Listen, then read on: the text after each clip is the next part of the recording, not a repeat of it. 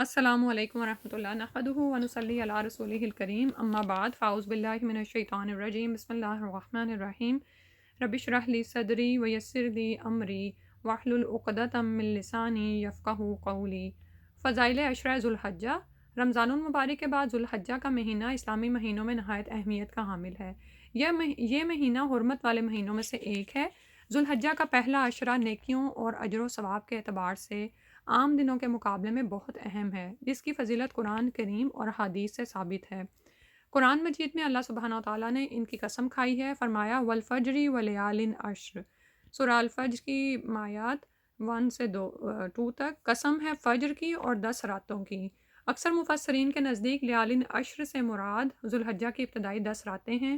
اللہ تعالیٰ نے ان 10 دنوں میں اپنے ذکر کا خاص حکم دیا ہے، ارشاد فرمایا وَيَذْكُرُ اسْمَ اللَّهِ فِي أَيَّامٍ مَّعْلُومَاتٍ۔ سورہ الحج کی آیت نمبر 28 سے ہے، اور معلوم دنوں میں اللہ تعالیٰ کا نام یاد کریں۔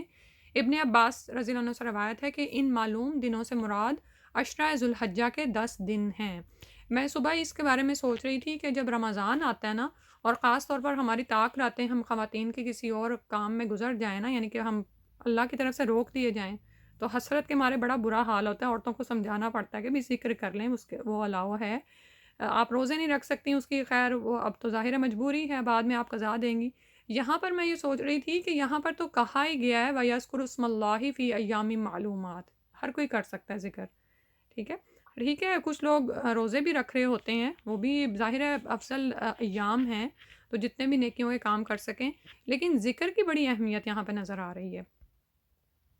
ان 10 دنوں میں کیے جانے والے اعمال اللہ تعالیٰ کو دیگر دنوں کی نسبت زیادہ محبوب ہیں۔ رسول اللہ صلی اللہ علیہ وسلم نے فرمایا کسی بھی دن کیا ہوا عمل اللہ تعالیٰ کو ان 10 دنوں میں کیے ہوئے عمل سے زیادہ محبوب نہیں ہے۔ انہوں نے یعنی صحابہ رضی اللہ عنہم نے پوچھا اے اللہ کے رسول صلی اللہ علیہ وسلم، جہاد فی سبیل اللہ بھی نہیں؟ آپ صلی اللہ علیہ وسلم نے فرمایا جہاد فی سبیل اللہ بھی نہیں، ہاں مگر وہ شخص جو اپنی جان و مال کے ساتھ نکلے اور کچھ واپس لے کر نہ آئے۔ سنن ابی داؤد کی روایت ہے۔ اس پہ پھر مجھے یہ میں نے حدیث صبح پڑھی تو پھر مجھے غزہ والے لوگ یاد آ رہے تھے کہ وہ تو ہیں اسی حال میں، کہ مگر وہ شخص جو اپنی جان و مال کے ساتھ نکلے اور کچھ واپس لے کر نہیں آ رہا، ٹھیک ہے۔ تو اگر ہم چاہتے ہیں، کیونکہ ہم یہاں بیٹھے ہم چاہتے ہیں ان کی مدد کریں، اور اس کے ساتھ ساتھ وہ جو فضیلتیں کما رہے ہیں، تو ہمارا دل کرتا ہے کہ ہم بھی یعنی وہی بات ہے کہ شہیدوں میں شامل ہو جائیں انگلی کٹوا کے۔ تو آپ یہ دیکھیں کہ اللہ سبحانہ وتعالیٰ نے یہ 10 دن ہمیں عطا فرما دیے ہیں، اللہ تعالیٰ ہمیں کچھ کرنے کی توفیق عطا فرما دیں۔ ان دنوں میں سے 9واں دن عرفہ کا ہے، یہ وہ عظیم دن ہے جس کے بارے میں رسول اللہ صلی اللہ علیہ وسلم نے ارشاد فرمایا کوئی دن ایسا نہیں ہے کہ جس میں اللہ تعالیٰ عرفات کے دن سے زیادہ لوگوں کو جہنم سے آزاد کرتا ہو۔ صحیح مسلم کی روایت ہے۔ اس کا آخری اور 10واں دن یوم النحر یعنی قربانی کا دن ہے، جس کے بارے میں رسول اللہ صلی اللہ علیہ وسلم نے فرمایا اللہ تعالیٰ کے نزدیک سب سے فضیلت والے دن یوم النحر یعنی قربانی کا دن اور یوم القر کے 11 ذو الحجہ قیام منع ہیں۔ تو سبحان اللہ، یعنی پہلے 10 دنوں کی فضیلت ہمیں قرآن سے پتہ چلتی ہے، اور اس کے بعد کے آگے کے جو دن ہیں جو منع میں قیام کے ہیں اور یہاں پر آپ کے لیے کھانے پینے کے دن ہیں اور ذکر کرنے کے، وہ ہمیں حدیث سے پتہ چلتے ہیں۔ صحیح ابن حبان کی یہ روایت ہے۔ اس کے عشرہ ذو الحجہ میں کرنے کے کام اب دیکھ لیتے ہیں۔ عشرہ ذو الحجہ اہل ایمان کے لیے نیکیاں کرنے اور اجر و ثواب حاصل کرنے کا بہترین موقع ہے۔ حج کے علاوہ درج ذیل اعمال کا اہتمام کرنا خاص اجر حاصل کرنے کا ذریعہ ہے۔ سب سے پہلے ٹاپ پہ ذکر الہی ہے۔ عبداللہ ابن عمر رضی اللہ عنہ سے روایت ہے عبداللہ ابن عمر رضی اللہ عنہما سے روایت ہے کہ نبی کریم صلی اللہ علیہ وسلم نے فرمایا کوئی دن اللہ تعالیٰ کے ہاں ان 10 دنوں سے زیادہ عظمت والا نہیں، اور نہ ہی کسی دن کا عمل اللہ تعالیٰ کو ان 10 دنوں کے عمل سے زیادہ محبوب ہے۔ پس تم ان 10 دنوں میں کثرت سے تحلیل یعنی لا الہ الا اللہ، تکبیر اللہ اکبر اور تحمید الحمدللہ کہو۔ مسند احمد کی روایت ہے۔ تو ابھی جو میں کہہ رہی تھی نا کہ ایک پینسل اور پیج لیں تو اس پہ لکھ لیں ٹاپ پہ تحلیل، تکبیر اور تحمید، اور کہیں کچن میں یا کہیں جہاں پر آپ دن میں زیادہ ٹائم گزرتے ہیں وہاں پہ لگا دیں، ٹھیک ہے۔ اور فجر کے بعد تو ضرور ہی لا الہ الا اللہ کی ایک تسبیح تو آپ کرتے ہی ہیں، اس میں مزید آپ اضافہ کر دیں، یا کوئی دن کا کوئی اور وقت آپ کا فارغ ہے اور چلتے پھرتے تو آپ تکبیرات ضرور پڑھتے رہیں، ٹھیک ہے۔ اسی طرح تحمید صبح کے وقت سبحان اللہ، الحمدللہ اور اللہ اکبر، ان تینوں کی ایک ایک پوری پوری تسبیح کرنے کی بہت فضیلت ہے۔ پھر ہے امام بخاری نے بیان کیا ہے کہ ان 10 دنوں میں ابن عمر اور ابو ہریرہ رضی اللہ عنہما تکبیر پکارتے ہوئے بازار نکلتے اور لوگ بھی ان کے ساتھ تکبیرات کہنا شروع کر دیتے۔ صحیح البخاری کی روایت ہے۔ اب یہ دیکھیں کہ یعنی بازاروں میں لوگ جب کام کر رہے ہوتے ہیں نا تو بہت بزی ہو جاتے ہیں، تو پھر ذکر الہی مشکل سے زبانوں پہ آ رہا ہوتا ہے۔ تو ان صحابہ کے اعمال دیکھیں کہ وہ کاٹتے ہوئے بازار میں نکل جاتے تھے اور ان کی دیکھا دیکھی لوگ بھی شروع ہو جاتے ہوں گے۔ تو بالکل اسی طرح آپ جیسے آپ دیکھ رہے ہیں کہ بچے اپنے کاموں میں بزی ہیں، تو آپ ان کے پاس سے گزرتے ہوئے تکبیر پڑھیں، وہ بھی انشاءاللہ آپ کے جواب میں پڑھیں گے۔ صحابہ کرام رضی اللہ عنہم سے مختلف تکبیرات پڑھنا ثابت ہے، مثلاً اللہ اکبر کبیر، اللہ اکبر، اللہ اکبر، لا الہ الا اللہ واللہ اکبر، اللہ اکبر وللہ الحمد۔ پھر دوسری صحیح مسلم کی ہے، اللہ اکبر کبیرا والحمد للہ کثیرا وسبحان اللہ بکرۃ واصیلا۔ دوسرا جو کام ہے، روزے رکھے جا سکتے ہیں۔ 9 ذی الحجہ کو روزہ رکھنا باعث ثواب ہے۔ رسول اکرم صلی اللہ علیہ وسلم سے یوم عرفہ کے روزے کے بارے میں پوچھا گیا تو فرمایا یکفر السنۃ الماضیۃ والباقیۃ، گزشتہ سال اور آئندہ سال کے گناہوں کا کفارہ ہے 9 ذی الحجہ کا روزہ۔ ایک اور روایت سے پتہ چلتا ہے کہ رسول صلی اللہ علیہ وسلم 9 ذی الحجہ، یوم عاشوراء اور ہر ماہ میں سے 3 دن روزے رکھتے تھے۔ اور باقی چھوٹا سا نوٹ دیا ہوا ہے کہ حاجی میدان عرفات میں یہ روزہ نہیں رکھے گا۔ اس کے بعد ہے عید الاضحیٰ۔ عید الاضحیٰ یا بقر عید مسلمانوں کا تہوار ہے۔ اسے بڑی عید یا عید قربان بھی کہا جاتا ہے۔ ساری دنیا کے مسلمان یہ عید ابراہیم علیہ السلام کی سنت کی پیروی میں مناتے ہیں، جنہوں نے اپنے بیٹے کی قربانی کی شکل میں جاری کی اور اللہ تعالیٰ سے اپنی محبت کی سچی مثال قائم کی۔ یہ عید 10 ذی الحجہ کو منائی جاتی ہے اور 13 ذی الحجہ تک قربانی کی جا سکتی ہے۔ نبی کریم صلی اللہ علیہ وسلم مدینہ تشریف لائے تو آپ صلی اللہ علیہ وسلم نے فرمایا، تم سال میں 2 دن خوشیاں منایا کرتے تھے، اللہ تعالیٰ نے تمہیں ان سے بہتر 2 دن عطا فرمائے ہیں، عید الفطر اور عید الاضحیٰ۔ سنن نسائی کی روایت ہے۔ عید کے دن کرنے کے کام: غسل کرنا، خوشبو لگانا، بہترین لباس پہننا، تکبیرات پڑھنا، عید کی نماز سے قبل کچھ نہ کھانا۔ اس میں یاد رکھیں کہ عید الفطر میں صبح کچھ کھا کے نکلتے ہیں، کوئی میٹھا وغیرہ، لیکن عید الاضحیٰ میں جس نے قربانی کرنی ہے وہ خاص طور پر یہ اہتمام کرے کہ عید کی نماز سے قبل کچھ نہ کھائے۔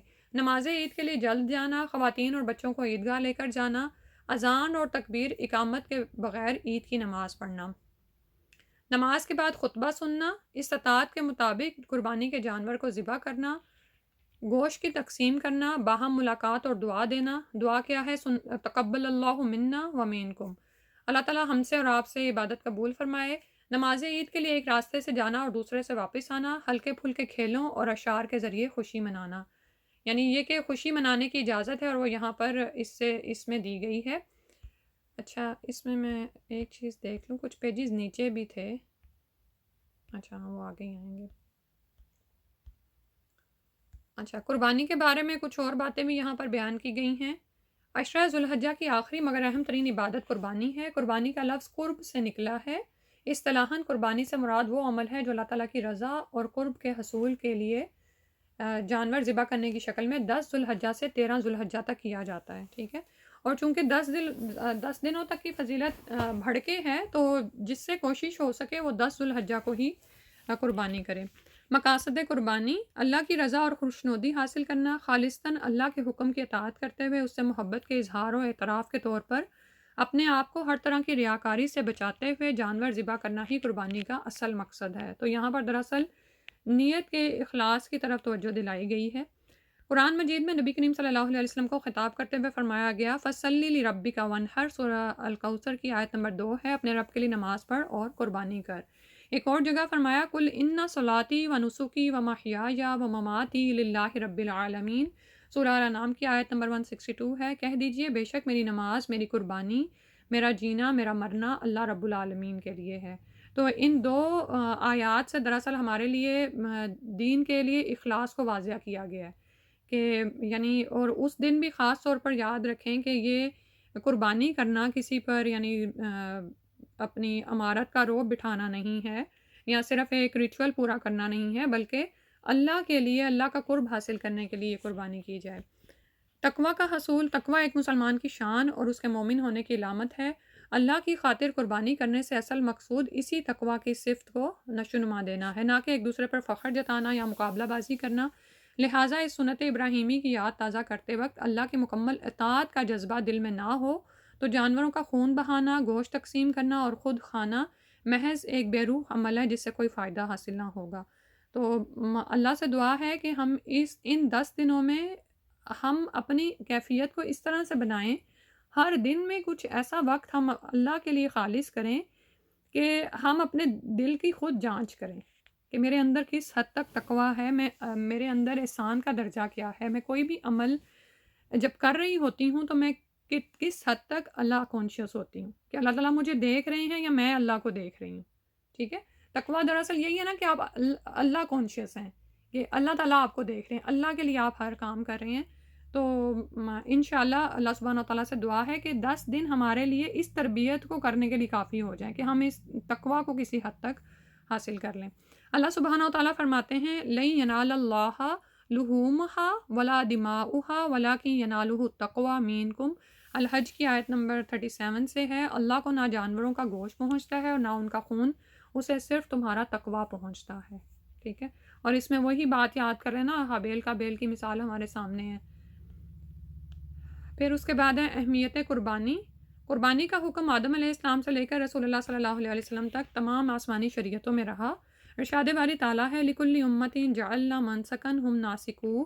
الحج کی آیت نمبر 67 سے ہے، ہم نے ہر امت کے لیے ایک طریقہ عبادت یعنی قربانی مقرر کر رکھا ہے، وہ اس پر چلنے والے ہیں.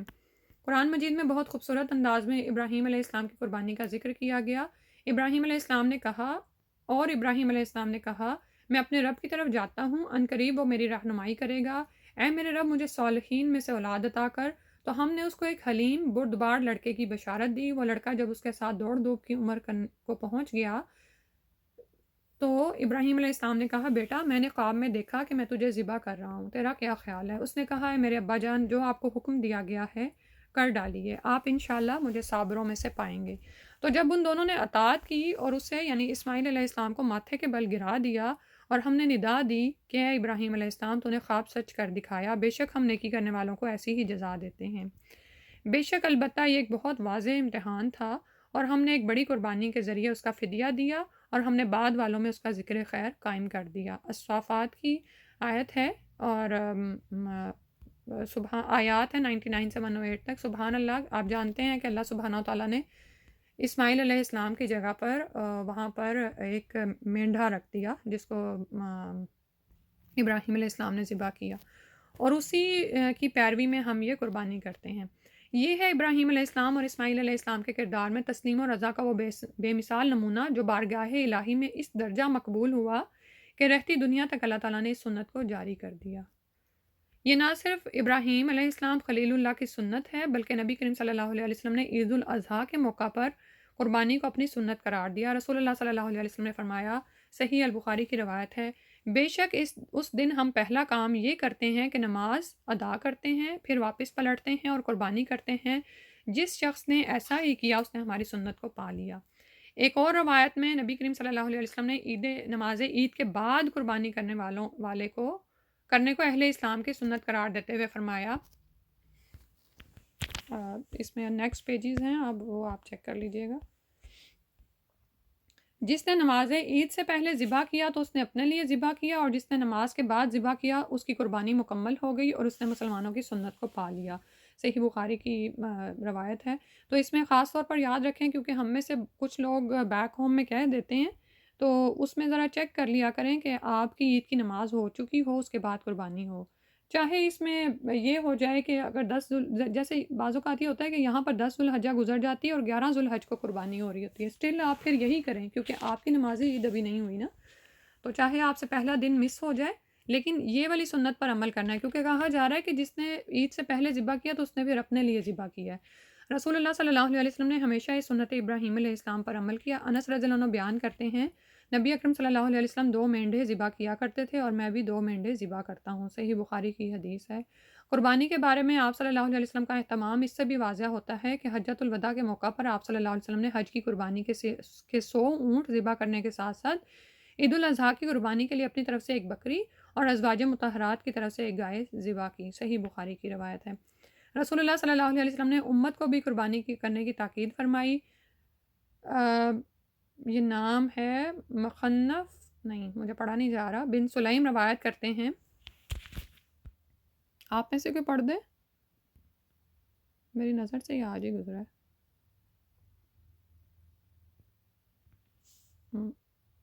خنفہ بن سلیم روایت کرتے ہیں کہ جب ہم رسول اللہ صلی اللہ علیہ وسلم کے ساتھ عرفات میں تھے تو آپ صلی اللہ علیہ وسلم نے فرمایا، اے لوگو، ہر سال ہر گھر والوں پر قربانی ہے۔ سنن الترمذی کی روایت ہے۔ استطاعت کے باوجود قربانی نہ کرنے والے لوگوں کے بارے میں رسول اللہ صلی اللہ علیہ وسلم نے فرمایا، جو وسعت کے باوجود قربانی نہ کرے وہ ہماری عیدگاہ کے قریب نہ آئے۔ ابھی یہاں پہ جو تقویٰ کی بات ہو رہی تھی نا، تو اللہ سبحانہ تعالیٰ کا ارشاد ہے نا قرآن میں کہ یعنی جتنی تمہاری استطاعت ہے اللہ کا تقویٰ اختیار کرو، ٹھیک ہے؟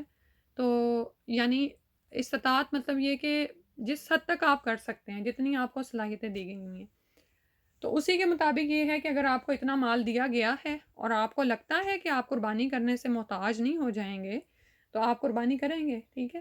تو اس بارے میں بعض اوقات لوگ اتنے وہ ہو جاتے ہیں کہ سوال پوچھیں گے، ادھر بات کریں گے، ادھر بات کریں گے۔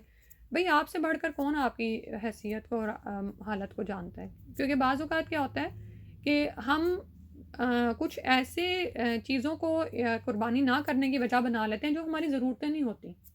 سمجھ آ رہی ہے بات کی؟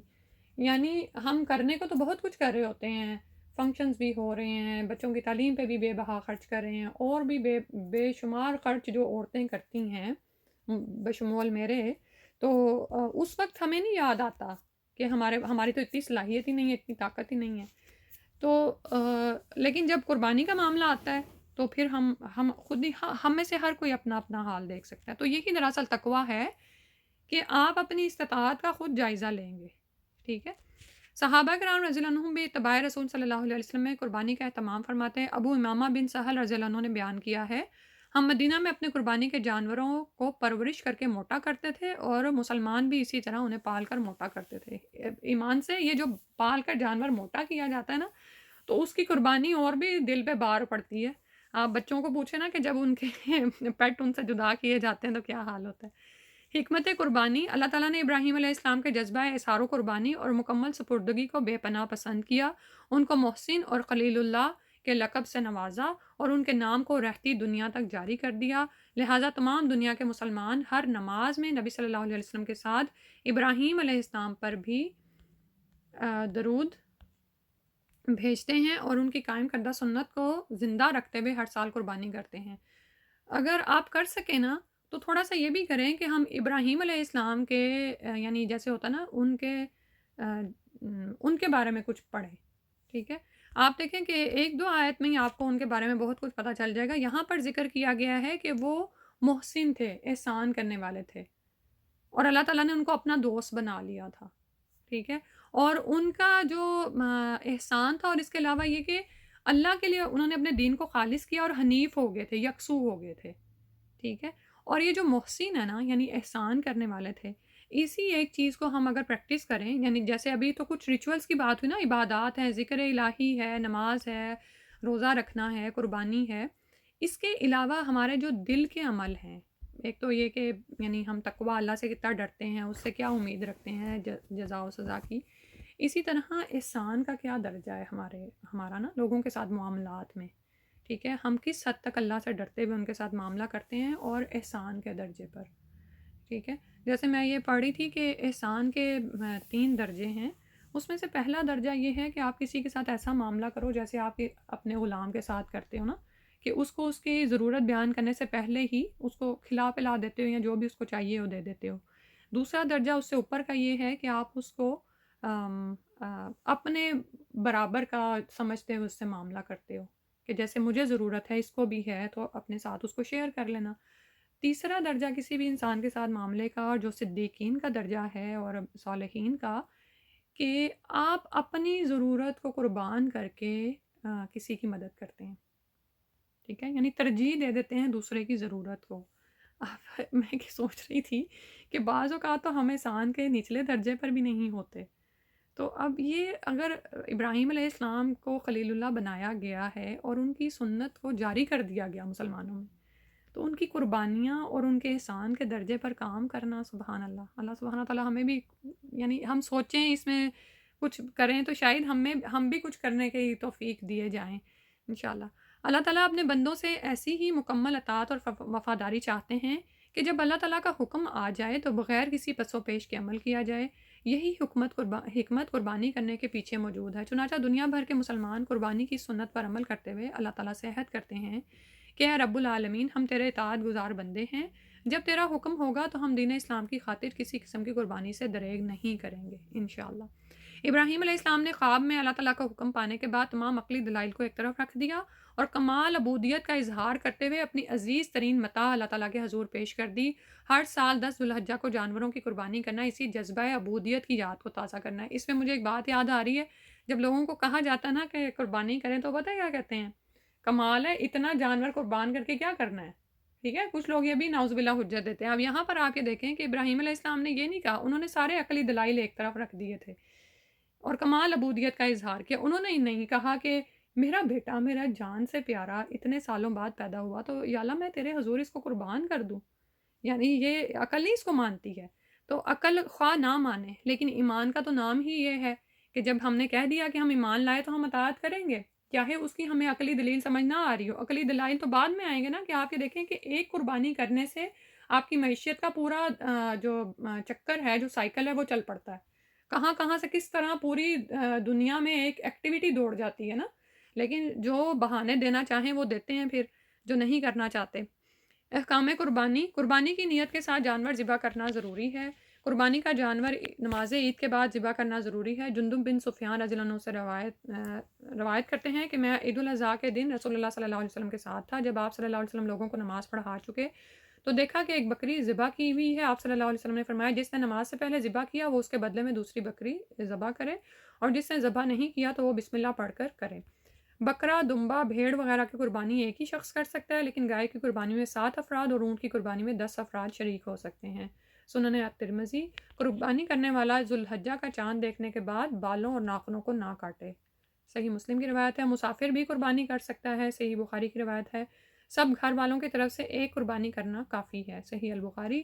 کسی رشتہ دار، دوست یا تمام مسلمانوں کی طرف سے بھی قربانی کی جا سکتی ہے، جیسے نبی صلی اللہ علیہ وسلم امت کی طرف سے قربانی کرتے تھے، امہات المومنین کی طرف سے بھی انہوں نے کی۔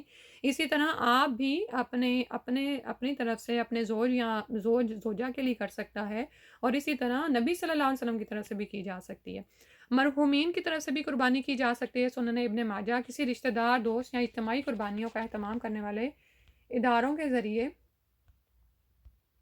قربانی کروانا درست ہے، ٹھیک ہے۔ یعنی اب جس طرح کے حالات ہو گئے، گھروں میں خون نہیں بہایا جا سکتا، تو ایون بیک ہوم میں بھی ایسے ادارے بن چکے ہیں کہ وہ سب کچھ کر کے قربانی کا گوشت آپ کو دے دیتے ہیں، اور بعض اوقات تو وہ لوگ گوشت بھی نہیں لیتے ہیں، وہ کہتے ہیں کہ وہیں سے ہی آپ خیراتی اداروں کو بھیج دیں۔ قربانی کے جانور کی رقم کسی بھی دوسرے مصرف میں دینے سے قربانی کا حق ادا نہ ہوگا، خواہ وہ پیسہ کتنے ہی نیک رفاہی یا صدقہ و خیرات کے کاموں میں دیا جائے۔ یہ ابھی وہی جو میں بات کر رہی تھی نا کہ سم ٹائمز پیپل یہ بہانہ کرتے ہیں کہ آخر قربانی ہی کرنا ضروری ہے، میں اتنے ہی پیسے کسی رفاہی ادارے کو دے دوں تو مجھے یعنی ان کا بھلا ہوگا، ٹھیک ہے۔ تو یہ عقلی شرائط ہیں جس پر ایمان کی کوئی دلیل نہیں ہے، ٹھیک ہے، یعنی تو اس کو نہیں ہم دیکھیں گے۔ قربانی کے جانور کی شرائط، بلکہ ایسی عقلی دلائل اگر دماغ میں آنے لگے تو پھر انسان کو اپنے ایمان کی خیر منانی چاہیے، اس کو اپنے ایمان کا جائزہ لینا چاہیے۔ نبی کریم صلی اللہ علیہ وسلم نے امت کو قربانی کے لیے 2 دانت کا جانور ذبح کرنے کی تلقین فرمائی۔ جابر رضی اللہ عنہ سے روایت ہے، رسول اللہ صلی اللہ علیہ وسلم نے فرمایا قربانی میں ذبح نہ کرو مگر مسنہ، جو 1 برس کا ہو کر دوسرے میں لگا ہو، البتہ جب تم کو ایسا جانور نہیں ملے تو دمبا کا جزع، یعنی دمبا کا وہ بچہ جو 1 سال کا ہو، ذبح کرو، صحیح مسلم۔ یہ اجازت صرف دمبے کے بچے کے لیے، بکری کے بچے کے لیے نہیں ہے۔ خصی اور غیر خصی دونوں قسم کے جانوروں کی قربانی کرنا سنت سے ثابت ہے۔ جابر بن عبداللہ رضی اللہ عنہ سے روایت ہے، رسول اللہ صلی اللہ علیہ وسلم کے پاس 2 سینگوں والے چتکبرے بڑے بڑے خصی مینڈھے لائے گئے۔ آپ صلی اللہ علیہ وسلم نے ان دونوں میں سے ایک کو پچھاڑا اور فرمایا اللہ تعالیٰ کے نام سے، اور اللہ تعالیٰ سب سے بڑا ہے، محمد صلی اللہ علیہ وسلم اور ان کی امت کی طرف سے جنہوں نے تیری توحید کی گواہی دی اور میرے پیغام کو پہنچانے کی شہادت دی۔ سبحان اللہ، آپ کی طرف سے قربانی کی گئی تھی۔ ابو سعید خدری رضی اللہ عنہ سے روایت ہے، رسول اللہ صلی اللہ علیہ وسلم سینگوں والے غیر خصی مینڈے کی قربانی کرتے تھے، اس کی آنکھیں، منہ اور ہاتھ پاؤں سیاہ ہوتے تھے، یعنی دونوں طرح کے جانوروں کی قربانی کی گئی ہے، خصی بھی اور غیر خصی بھی۔ درد ذیل اور عیوب والے جانوروں کی قربانی کرنا جائز نہیں ہے۔ یک چشم ہونا، بیمار ہونا، لنگڑا پن نمایاں ہونا، ہڈیوں میں گودا نہ ہونا، یعنی جو اس کا اندر سے ہوتا ہے نا۔ مستند احمد کی روایت ہے۔ ذبح کے احکام، قربانی کے جانور کو عمدہ اور اچھے طریقے سے ذبح کیا جائے، احسان کا معاملہ وہاں پہ بھی دیکھا جائے گا، ٹھیک ہے۔ ذبح کرتے وقت جانور کو قبلہ رخ کر لینا مستحب ہے۔ ذبح کرتے وقت چھری کی دھار تیز ہونی چاہیے۔ قربانی کرتے وقت کی دعا ہے بسم اللہ واللہ اکبر، اللہ کے نام کے ساتھ۔ ذبح کرتا ہوں، اللہ بہت بڑا ہے، صحیح البخاری کی روایت ہے۔ خود ذبح کرنا افضل ہے لیکن کسی دوسرے سے کروانے میں بھی کوئی حرج نہیں۔ مسلمان عورت بھی قربانی کا جانور ذبح کر سکتی ہے۔ ذبح کرنے والے قصاب کو قربانی کے جانور میں سے کوئی چیز بطور مزدوری دینا جائز نہیں، ٹھیک ہے، یہ یاد رکھیے، بہت اہم پوائنٹ ہے، کیونکہ لوگ سمجھتے ہیں کہ اچھا کھال دے دی نا، تو قربانی کروائی تھی تو اس کو کھال دے دی۔ قربانی کے گوشت کی تقسیم، قربانی کا گوشت خود کھانا اور ضرورت مندوں کو دینا قرآن پاک سے ثابت ہے۔ فَكُلُوا مِنْهَا وَأَطْعِمُوا الْقَانِعَ وَالْمُعْتَرَ، سورہ الحج کی آیت میں سے ہے، بس اس میں سے خود بھی کھاؤ اور ان کو بھی کھلاؤ جو قناعت کیے بیٹھے ہیں، اور ان کو بھی جو اپنی حاجت پیش کریں۔ آپ صلی اللہ علیہ وسلم نے فرمایا کھاؤ، ذخیرہ کرو اور خیرات کرو۔ چنانچہ قربانی کا گوشت خود استعمال کرنے کے ساتھ ساتھ غریبوں اور رشتہ داروں کو بھی دیا جا سکتا ہے۔ کنبہ بڑا ہونے کی صورت میں پورا گوشت خود بھی استعمال کیا جا سکتا ہے۔ خود اور عزیز و اقارب صاحب استطاعت ہوں تو قربانی کا تمام گوشت غریبوں میں بھی تقسیم کیا جا سکتا ہے۔ ہر طرح کی چوائس آپ کو مل رہی ہے۔ قربانی کی کھال ذاتی استعمال کے لیے بھی رکھی جا سکتی ہے اور صدقہ جاریہ کے کسی بھی کام میں دی جا سکتی ہے، ٹھیک ہے۔ تو اللہ تعالیٰ ان سے قبول کریں۔ الہدا انٹرنیشنل ویلفیئر فاؤنڈیشن بہت پرانا یہ ان کا بنا ہوا ہے، دیکھیں، اور ہر دفعہ ہمارے کام آ جاتا ہے۔ الحمدللہ، سبحانک اللہم و بحمدک، نشہد ان لا الہ الا انت، نستغفرک و نتوب الیک۔ السلام علیکم ورحمۃ اللہ وبرکاتہ۔